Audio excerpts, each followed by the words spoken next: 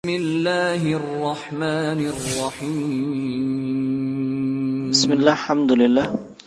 Salatu wassalamu ala rasulillah wa ala alihi wa sahabati wa mawala ma ba'd. Di sini ada pertanyaan. Assalamualaikum. Waalaikumsalam. Saya mau bertanya tentang masalah ultah. Bagaimana menurut pandangan Islam tentang ultah? Ceritanya begini Ustaz. Tetangga ada yang ultah. Nah, saya sama anak-anak diundang. Apakah dalam Islam boleh menghadiri ultah? Dan yang menjadi tantangan buat saya, kalau saya tidak hadir, takutnya yang punya pesta salah paham dan pasti anak-anakku kecewa sebab tidak pergi ultah. Taib.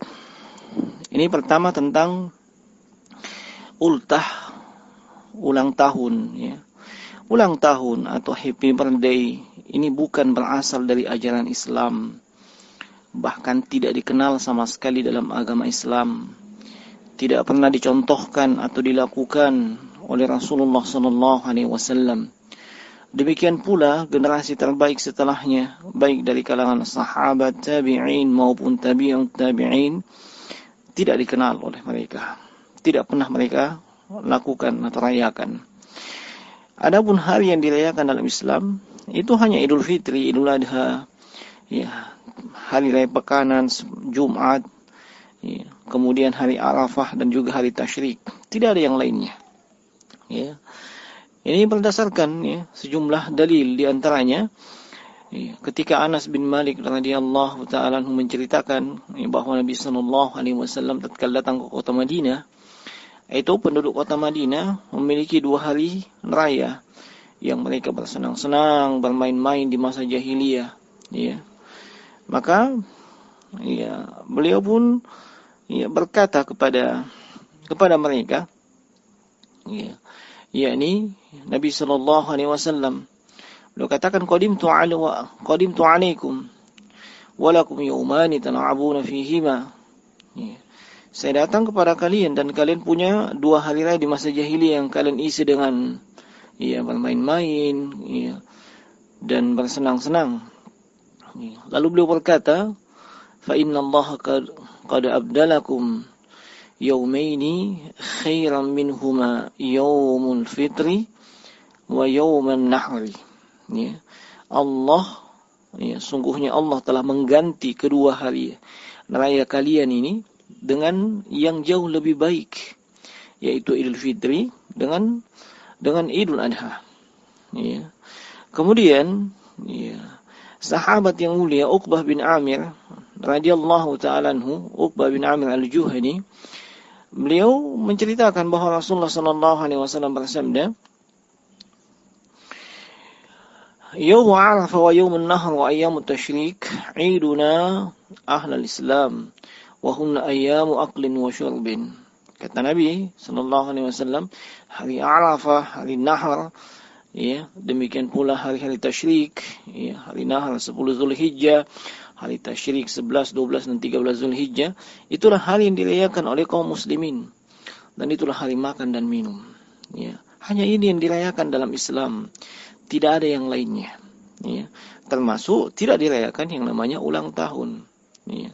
Kemudian yang kedua, ya, untuk diketahui tradisi ulang tahun ini diimpor dari negeri-negeri kafir, ya, yang mereka ini kafir bukan Islam. Ya. Maka ketika ada seorang Muslim ya, ikut serta atau melakukan ya, ulang tahun ini, maka ini sama saja dia telah tasyabbu bil kuffar, menyerupai kebiasaan orang kafir. Ya. Dan Nabi sallallahu alaihi wasallam bersabda, "Man tashabbaha biqaumin fahuwa minhum." Siapa saja yang menyerupai suatu kaum, maka dia akan digolongkan seperti kaum tersebut. Ya. Ya. Maka ya, kita ingatkan ya di kesempatan ini juga ya, bahwasanya hal tersebut ya, hendaknya dijauhi dengan sejauh-jauhnya. Seorang muslim hendaknya berbangga dengan keislamannya dan jangan ikut-ikutan dengan ya, kebiasaan-kebiasaan orang kafir. Ya. Kemudian yang ketiga, ini merubah teknis pelaksanaan acara ulang tahun dengan beberapa bentuk ibadah seperti salawatan, pengajian, mungkin tilawah Al-Quran, mungkin juga ditambahkan dengan doa atau zikir, ya, dan juga merubah ucapan selamat ulang tahun menjadi milad atau yaumul milad. Ini sama sekali tidak merubah esensi daripada ulang tahun. Tetap namanya ulang tahun, ya. Dan juga ini merupakan bentuk mengada-ada, menambah-nambah, membuat-buat, dan mengkhususkan suatu model ibadah di momen tertentu. Dan ini termasuk kebid'ahan dalam agama. Ya, Rasulullah SAW sudah memperingatkan para sahabat, ya, di zaman beliau. Ya, beliau katakan, wa iyyakum wa muhdatsatil umur fa inna kulla muhdatsatin bid'ah. Ya, jauhilah kalian, hati-hatilah kalian dari perkara yang diada-adakan, dibuat-buat. Sebab semua yang dibuat-buat itu, yang dalam agama, itu kebid'ahan. Beliau juga sallallahu alaihi wasallam bersabda, "Man 'amila 'amalan laisa 'alaihi amruna fa huwa raddun." Siapa yang melakukan suatu amalan yang tidak ada tuntunan, tidak ada perintah dari kami, maka itu akan tertolak. Ya. Maka kesimpulannya, seorang muslim tidak boleh merayakan ulang tahun, tidak boleh ikut andil dalamnya dalam bentuk apapun, termasuk menghadirinya. Sebab itu artinya setuju dengan acara tersebut, bahkan itu termasuk dalam tolong-menolong dalam dosa. Dan Allah Subhanahu wa taala telah melarang kita melakukan yang demikian.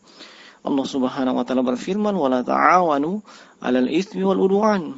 Dan janganlah kalian tolong-menolong dalam dosa dan permusuhan. Ya. Terlebih lagi kalau yang menghadirinya adalah seorang yang dimuliakan di tengah masyarakat, seorang tokoh agama misalnya, maka kehadirannya di acara tersebut akan dijadikan hujjah atau dalil oleh masyarakat awam bahwa itu boleh. Akhirnya masyarakat akan semakin banyak merayakannya. Maka siap-siap saja menanggung dosa jariah, dosa yang terus mengalir. Walaupun Anda sudah meninggal disebabkan Anda menjadi penyebab orang lain melakukannya. Ya.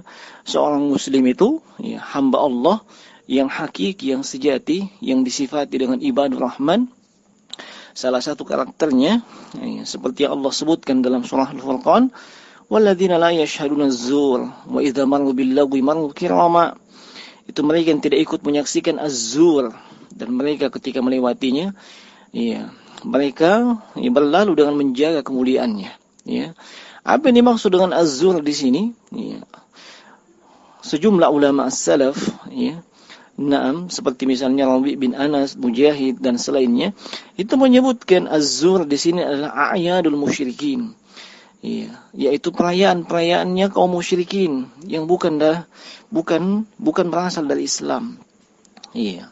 Kemudian yang keempat, kalau mengkhawatirkan yang mengadakan acara salah faham dan yang semisalnya, maka Anda bisa menjelaskannya kalau sudah bertemu setelah acara tersebut, ya, sekaligus menyampaikan alasan ketidakhadiran Anda.